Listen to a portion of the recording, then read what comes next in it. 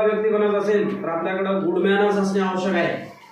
जर good manners असतील तर आपल्याला समाजामध्ये एक वेगळा आधार मिळणार, आपल्याकडे समाजाकडे पाहण्याचा एक वेगळं दृष्टिकोन निर्माण होणार. तर हे गुड मॅनर्स कोणते आहेत हे विद्यार्थी आपल्याला सांगणार आहेत. तर समजा आपल्या हातून एखाद्याच्या पुस्तकावर पाणी सांडलं तर आपण त्याचा कसं खेद व्यक्त करायचं? I am sorry for spilling water on your book. I am sorry for spilling water on your book. जर समजा आपण एखाद्या ठिकाणी उशिरा पोहोचलो तर कसं खेद व्यक्त करायचं? I am sorry for being late. I am sorry for being late.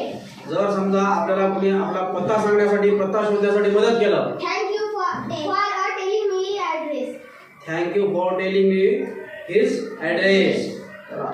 जर समजा एखाद्यानं आपल्याला प्रेमानं आपल्यासोबत वागलं तर त्याचा कसा आभार म्हणायचा? Thank you for a lovely treat. Thank you for a lovely treat. जर समजा एखाद्यानं आपल्या मांजराच्या पिल्लाला वाचवलं तर त्याचा कसा आभार म्हणायचं? Thank you for saving my kitten. Thank you for saving my kitten. जर समजा आपण एखाद्याला पुस्तक मागितलं आणि त्यानं आपल्याला पुस्तक दिलं तर त्याचा कसा आभार म्हणायचं? Thank you for giving me your book.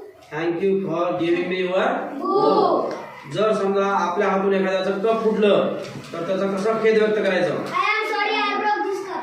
I am sorry I broke this cup.